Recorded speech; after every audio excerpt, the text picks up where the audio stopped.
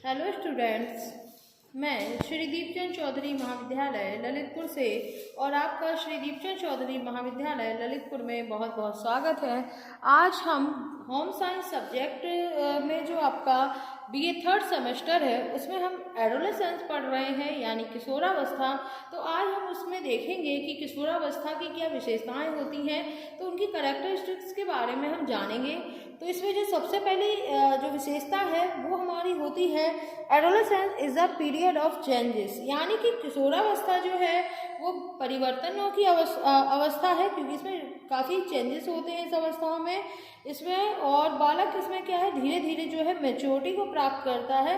तो इसके लिए बिग और हंट जो थे उन्होंने कहा था कि किशोरावस्था के समुचित अर्थ को प्रकट करने वाला एक शब्द है और वो है परिवर्तन, यानी चेंजेस। और ये परिवर्तन जो है शारीरिक, सामाजिक और मनोवैज्ञानिक तीनों तरीके का होता है। यानी the one word is best characterize adolescence is change, the change is psychological, sociological and physical.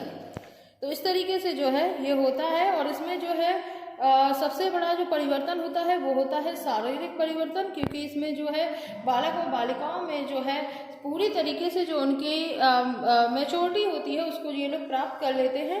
इसके बाद जो दूसरा है पॉइंट वो ये है कि adolescence is a period of sex awaking, mean किशोरावस्था जो है कामुकता के जागरण की जो है ये अवस्था होती है। इसके बाद जो तीसरा है वो आपका जो पॉइंट है वो है हमारा adolescence is an age of imagination, यानी किशोरावस्था जो है वो कल्पना बाहुल्य की अवस्था होती है, क्योंकि इस एज में बालकों में कल्पना की जो है काफ़ी प्रधानता होती है। ये इमेजिन करने लगते हैं काफ़ी चीज़ों को और अधिकांश समय वो जो है काल्पनिक संसार में ही जो है बिताते हैं। और इस में रहने के कारण वह यह शांत और अंतर्मुखी हो जाता है, क्योंकि काल्पनिक संसार में रहने के कारण उनकी जो व्यक्तिगत समस्याएं होती हैं जिन्हें वह दूसरों के सामने जो है प्रदर्शित नहीं करता है। और इसका एक मुख्य कारण प्रेम संबंधी समस्या वो भी होती है, क्योंकि काल्पनिक जगत के माध्यम से बालक उन सभी बातों को साकार कर लेता है जो वास्तविक जगत में शीघ्र संभव नहीं होती है। इसके बाद फोर्थ पॉइंट है adolescence is the period of emotional instability, यानी किशोरावस्था जो है वो संवेगात्मक अस्थिरता की अवस्था होती है, क्योंकि इसमें बालकों का जीवन जो है अत्यधिक भावात्मक यानी कि इमोशनल होता है, उसमें संवेगात्मक अस्थिरता पाई जाती है। वह क्षण में ही खुश हो जाता है और दूसरे ही लम्हे में वो दुखी या बिल्कुल ही अप्रसन्नता का जो है अनुभव करता है। तो एक क्षण में उसमें उमंग दिखाई देती है तो दूसरे ही क्षण में वो उदासीन हो जाता है। और इसका प्रमुख कारण जो है सामाजिक और नैतिक मूल्यों में दृढ़ता का ना होना होता है। इसके बाद जो फिफ्थ पॉइंट है वो है adolescence is an age of many problem, यानी कि किशोरावस्था समस्या बाहुल्य की अवस्था होती है। किशोरावस्थाओं में जो है समस्याओं से भरी अवस्था होती है, क्योंकि इस आयु की जो समस्याएं हैं वो अधिकतर जो है गंभीर व जटिल होती हैं, क्योंकि बालक अपनी समस्याओं को स्वयं तक ही सीमित रखता है। और इस आयु की समस्याएं कई प्रकार की होती हैं, जैसे निजी समस्याएं, सामाजिक संबंधों की समस्याएं और इसके अलावा विषम लिंगी संबंधों की समस्या आदि जो है इसके अंतर्गत आती हैं। इसके बाद जो 6 पॉइंट है वो है हमारा किशोरावस्था विकसित सामाजिकता की अवस्था होती है, यानी adolescence is an age of developed social relationship. जो किशोरावस्था में जो बालक का सामाजिक क्षेत्र है वो बहुत ज़्यादा बढ़ जाता है। इस एज में जो है बालक के जो फ्रेंड्स होते हैं उनकी जो संख्या होती है वो काफ़ी होती है। और इसके अलावा फैमिली से अधिक मित्रों व इसके अलावा ग्रुप के बीच रहना वो ज़्यादा पसंद करता है। समूह ही जो है उनका आदर्श होता है, इसलिए आत्म प्रदर्शन और नेतृत्व की भावना जो है चरम सीमा पर इस एज पर होती है। इसके अलावा जो नेक्स्ट पॉइंट है वो है हमारा adolescence is an age of maturity, यानी कि किशोरावस्था जो है वो प्रौढ़ जीवन की तैयारी की अवस्था होती है।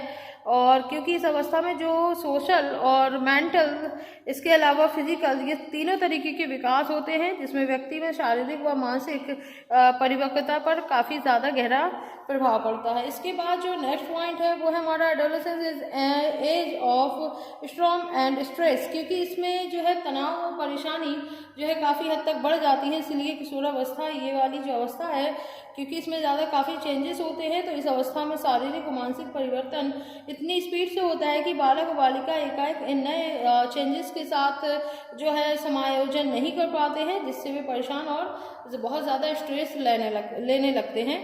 इसके बाद जो है नेक्स्ट पॉइंट है adolescence is age of maximum development, क्योंकि इसमें सबसे ज़्यादा विकास जो है वो किशोरावस्था में ही होता है। और इस अवस्था में जो है शारीरिक, मानसिक, सामाजिक और इसके अलावा कॉग्निटिव जितने भी तरीके के हमारे विकास होते हैं वो सभी जो है अपनी चरम सीमा पर पहुंच जाते हैं। इसके बाद जो नेक्स्ट पॉइंट है वो है adolescence is a age of lack of stability and adjustment.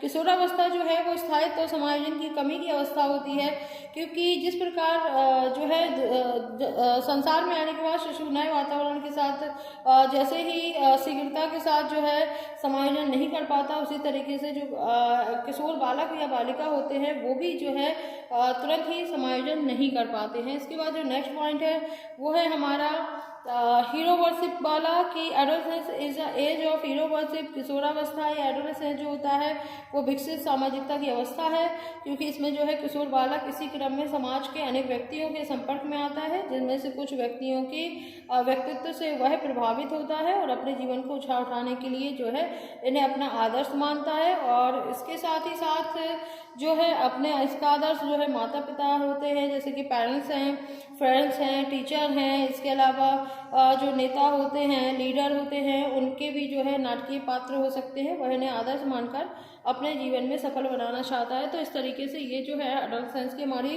Characteristics हो जाती है। इसके बाद की नेक्स्ट क्लास में हम किशोरावस्था के विकासात्मक कार्य और शारीरिक विकास के बारे में हम देखेंगे। धन्यवाद।